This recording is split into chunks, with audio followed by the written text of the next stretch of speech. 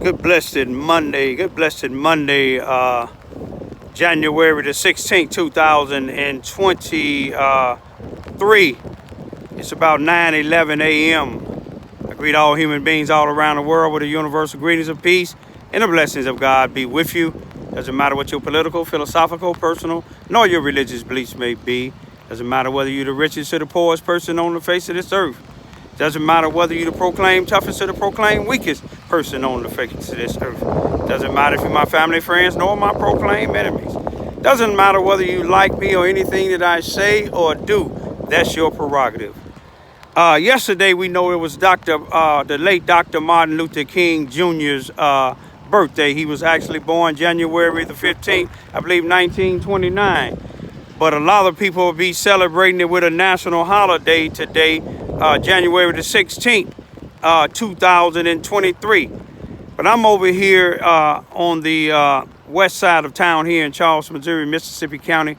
And I just want to show you when you want to find a bunch of fake leaders, black leaders and white leaders, a bunch of fake preachers, black and white, a bunch of fake NAACP members and black business owners.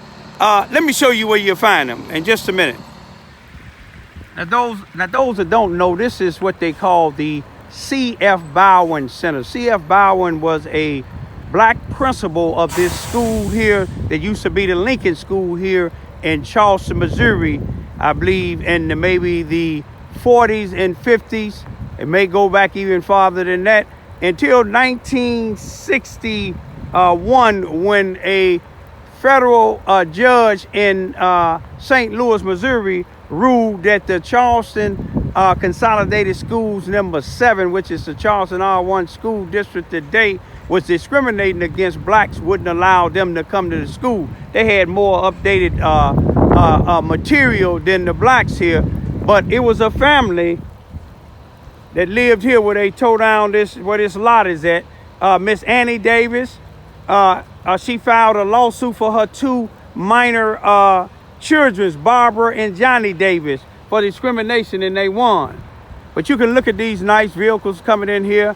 Most of them, like I said, is NAACP former and present presidents. You see, the town is 5,947 people, maybe more than that. They're having a free breakfast here today. This will show you what the community think about these people. Now, right there is the housing authority on the side, where a white individual by the name of Paul Page, somehow he has authority over this building. And since March of last year, I have been barred from coming in this building, where I'm an NAACP member. So is my 16 and 17-year-old daughters. They've been members since they was 15 and 16. I was barred because I complained about a white individual in the housing authority that lived on the side of the house that I live in, that was trashing my bushes, his family, his children, his friends, beating on my door. But I got it in the Missouri Commission on Human Rights now. They're investigating it. But you know, drug dealers can go in here, gangbangers can go in here, and the people that's shooting up the black community, they can go in here. But I'm the only activist in Charleston, Missouri. And if anybody in Charleston, Missouri said that they are activists or they stand up for injustice in this town, I would debate them on national television. But you see the count? You got Lincoln University here. You got all type of people here.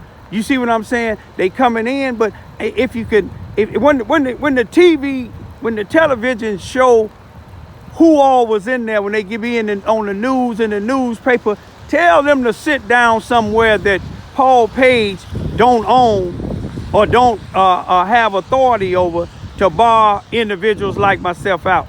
Now, what would you bar an activist out, but you allow drug dealers? You see what I'm saying? You allow gangbangers. You allow individuals that shoot up the black community. You allow them to come in here. And then, you know, it's what's sad is these so-called NAACP members and some of these preachers, their families is the ones that's doing all the shooting, killing, and the drug dealing in the community. You see what I'm saying? But anyway, I'm just going to leave for right now. It's kind of raining, and then I got some more business to attend to.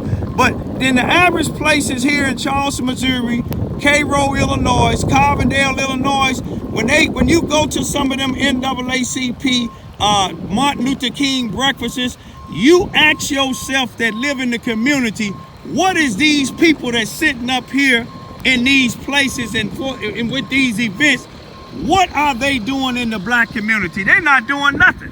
Same people running it.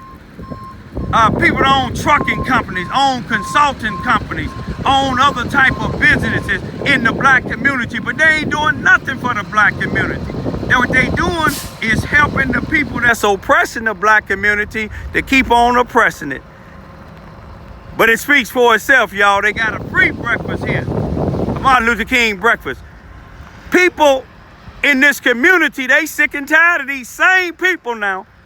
If you do some research and see the people that's doing all these killings out here, escaping and then they catching them and they got guns, they family members of these same people. Same people.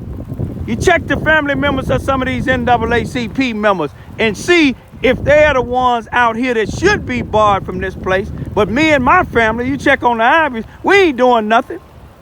We ain't doing nothing to harm the community. We trying to uplift the community. But I'm gonna leave it at this here, y'all.